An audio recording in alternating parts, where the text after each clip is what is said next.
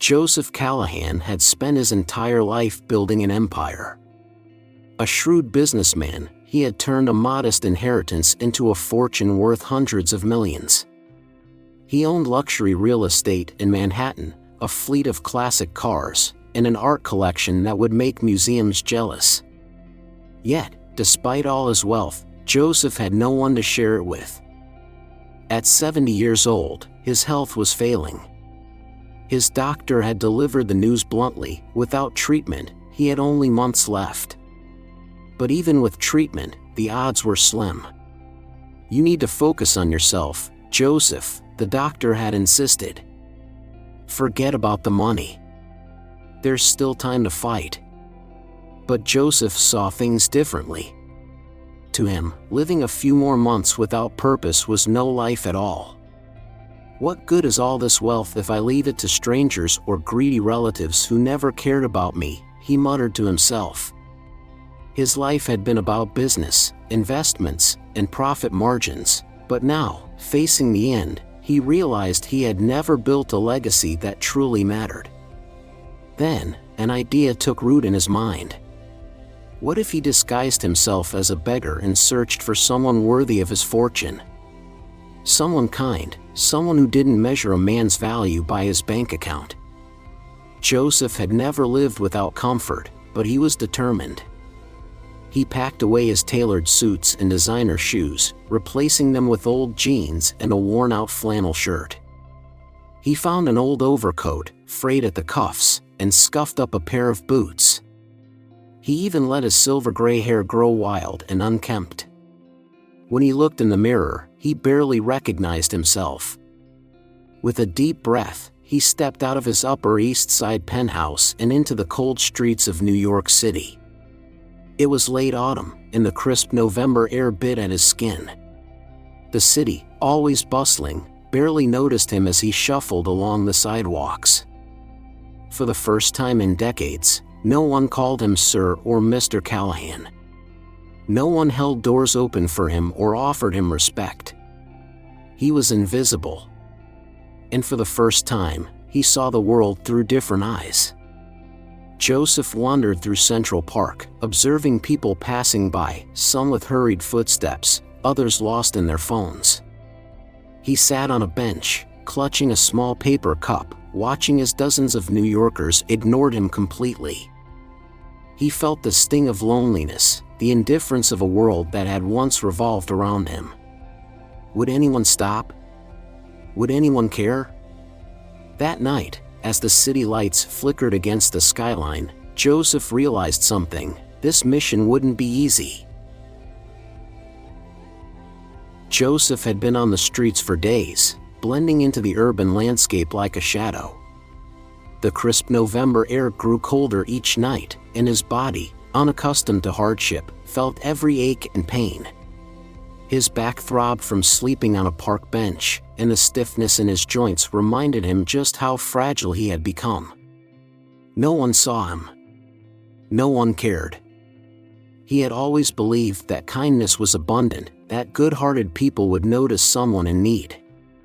But as he sat on a busy street corner, cup in hand, he watched people rush past him, businessmen checking their watches, tourists snapping photos, teenagers laughing over their smartphones.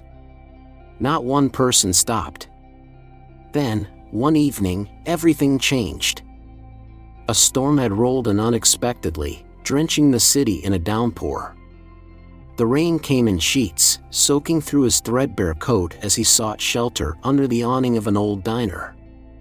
The neon sign flickered, casting a dim glow onto the wet pavement. That's when he saw them, a group of young men, hoods pulled up, walking with an air of trouble.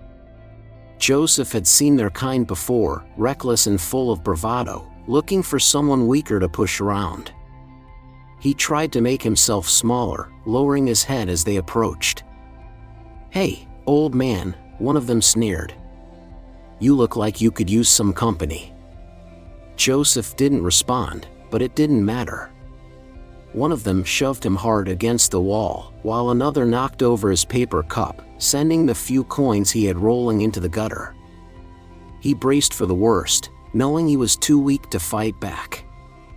Then, out of nowhere, a voice cut through the storm. "Leave him alone."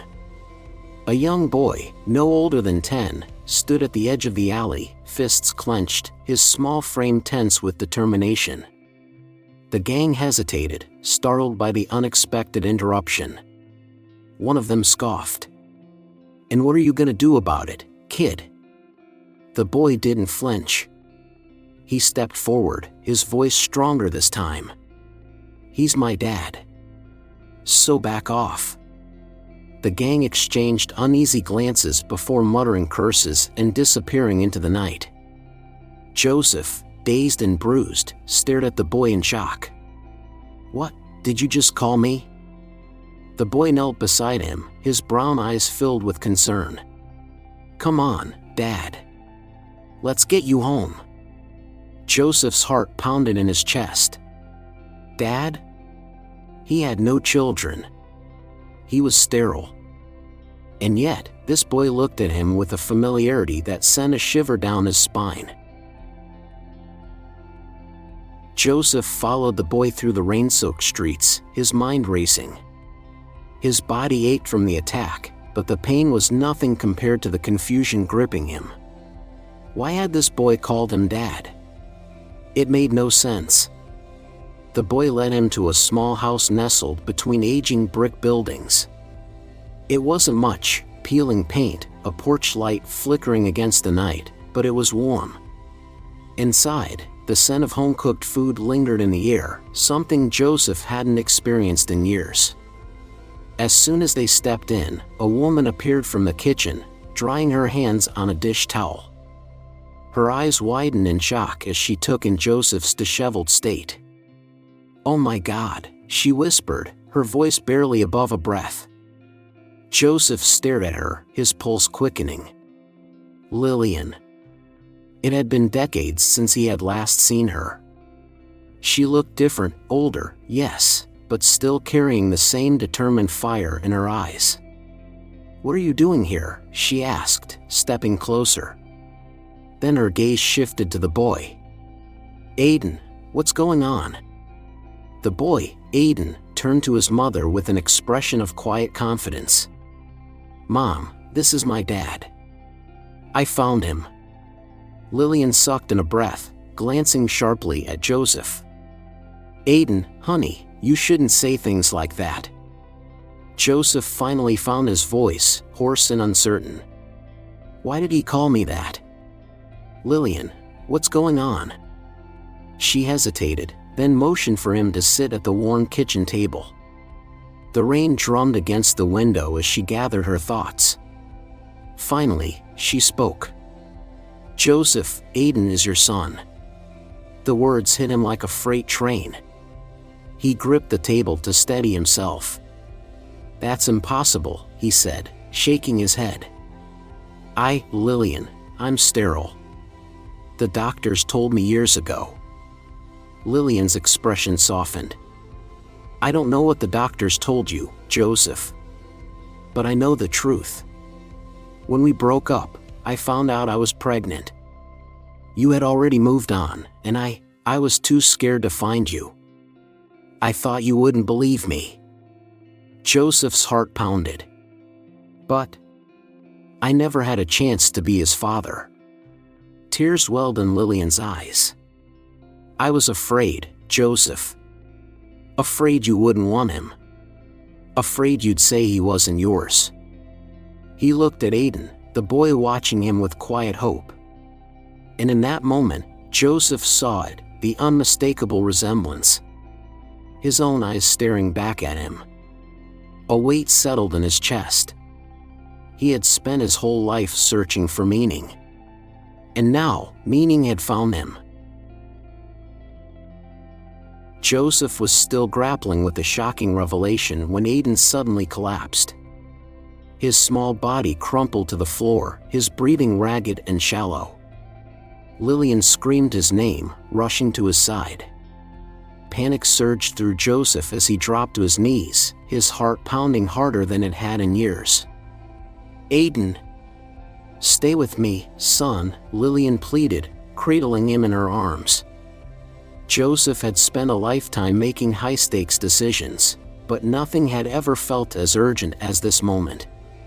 "Call 911, he commanded, his businessman instincts taking over. The ambulance arrived within minutes, its sirens wailing as paramedics stormed in. They checked Aiden's pulse, loaded him onto a stretcher, and raced toward the hospital. Joseph and Lillian followed in her old sedan, its tires screeching against the rain-slicked pavement. The hospital was a blur of flashing lights and frantic voices. Aiden was wheeled into the emergency room, disappearing behind swinging double doors. Joseph and Lillian stood frozen, helpless, as doctors and nurses moved with purpose. Hours passed. Finally, a doctor emerged, his face grave. "Mr. Callahan, Ms. Brooks. Aiden has a rare genetic disorder affecting his bone marrow. His body isn't producing healthy blood cells." Lillian clutched Joseph's arm. "But there's treatment, right? There's something you can do?" The doctor hesitated. "He needs a bone marrow transplant. Without it, his condition will worsen rapidly." Joseph straightened. "Test me. I'll be his donor." The doctor nodded and ordered immediate testing. Lillian squeezed Joseph's hand, her eyes filled with desperation and hope. But when the results came back, the doctor's expression darkened. "Mr. Callahan, I'm sorry. You're not a match." The words hit like a punch to the gut. Joseph clenched his fists, his mind racing. "Then find someone who is. He doesn't have time to wait." The doctor sighed. "Finding a compatible donor can take months, even years. We need to start looking immediately." Lillian was trembling. "Isn't there anyone else?" Then, as if struck by lightning, she gasped. "Ilya." Joseph turned to her. "Who's Ilya?" Lillian swallowed hard. "Aiden's twin sister. I gave her up for adoption when they were born." Silence filled the room. Joseph's breath caught in his throat. A twin sister. A second chance. And now, she might be the only one who could save Aiden's life.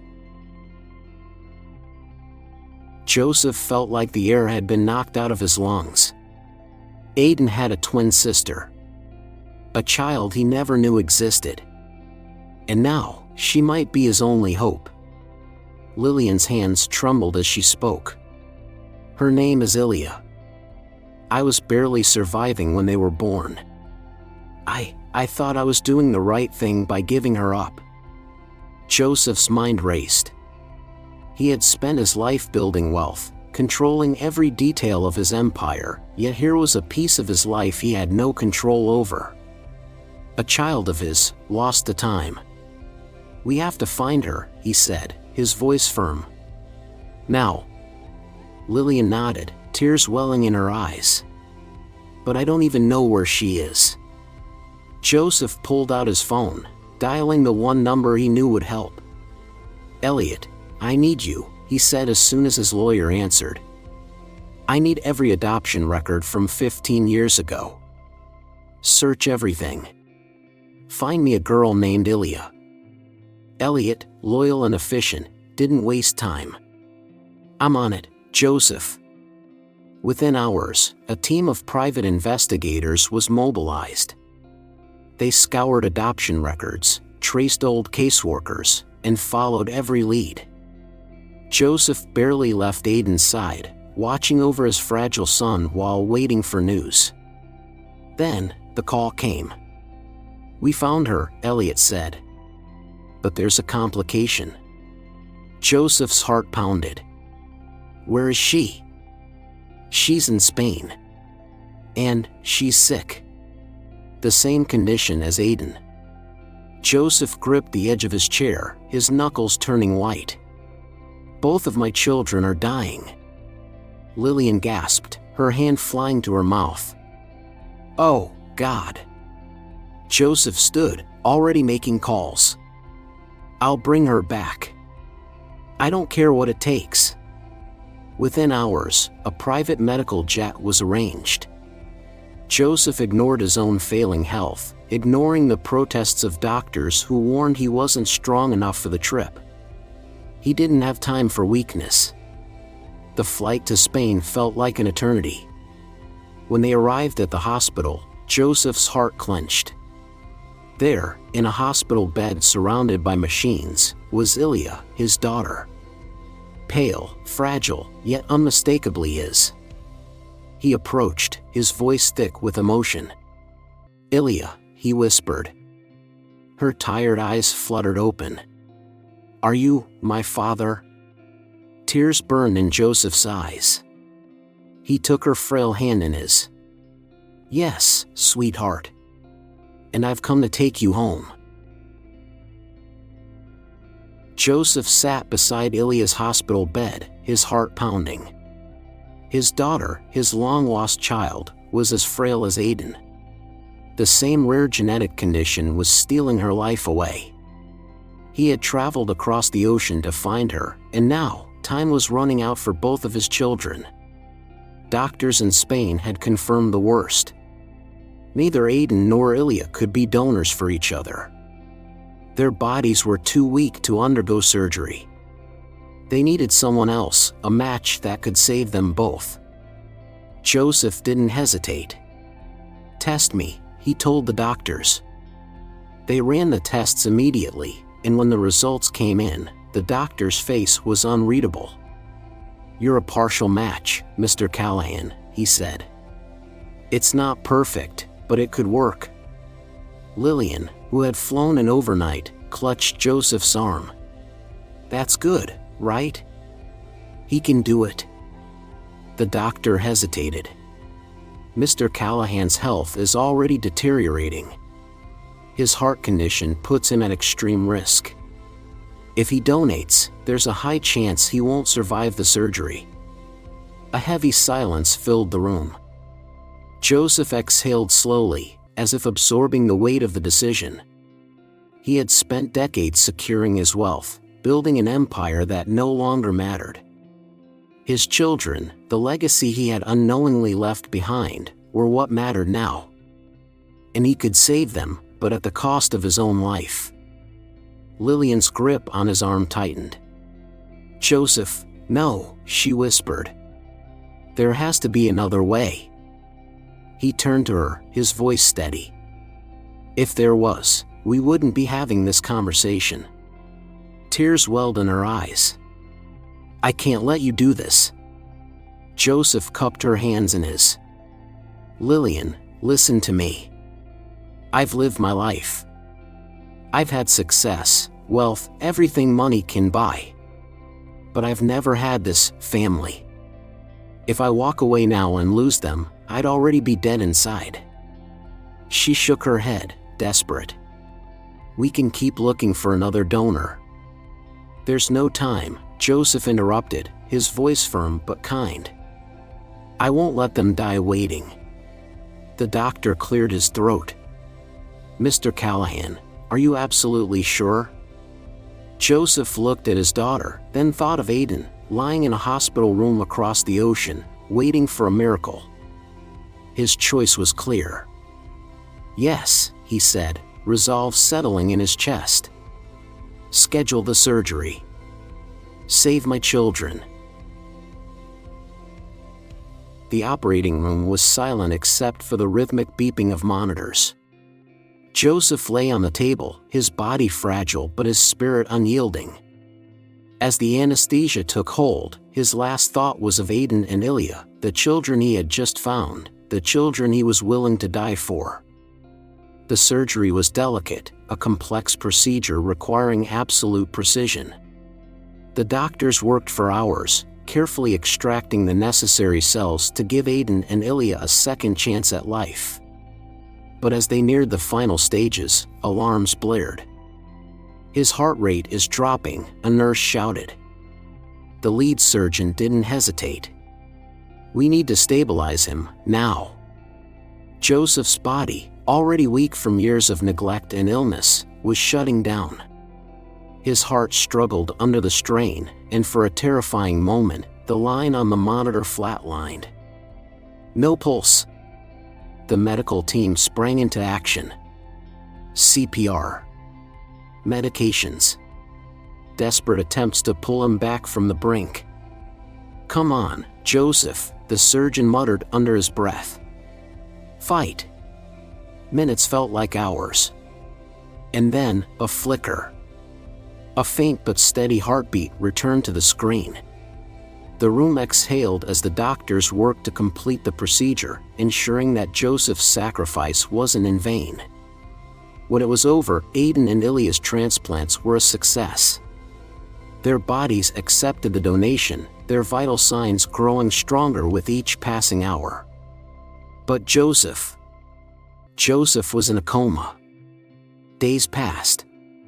Lillian barely left his side, holding his hand, whispering words of encouragement. "Joseph, you saved them. Please, come back to us."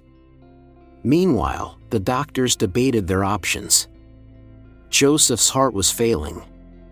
Traditional treatments weren't enough. But one physician stepped forward with a radical idea. "There's an experimental therapy," he explained. "It combines stem cell regeneration with nanotechnology. It's risky, but it could reverse the damage." Lillian didn't hesitate. "Do it." The procedure was unlike anything before.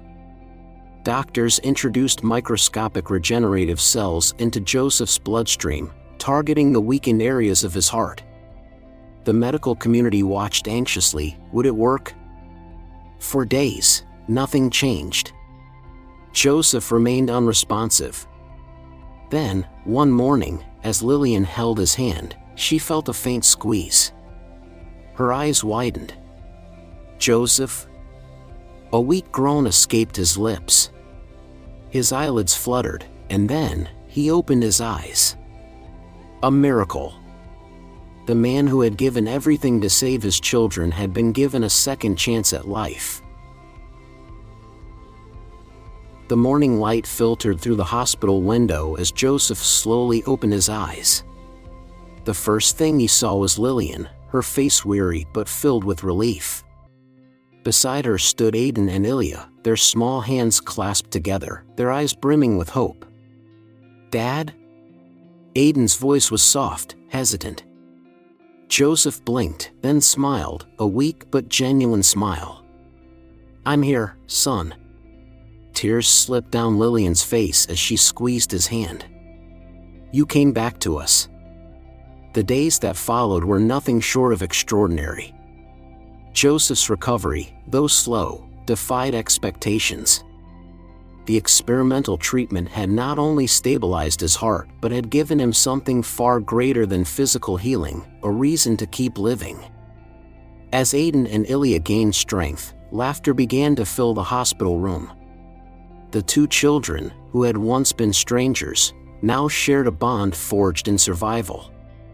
They played cards at Joseph's bedside, argued over who would push his wheelchair down the hall, and filled every corner of his world with warmth.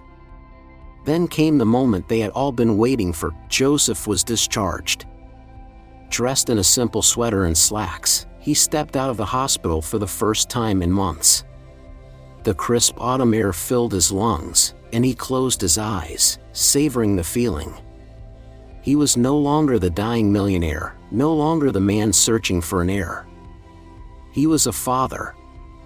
Waiting outside was Mrs. White, Ilya's adoptive mother.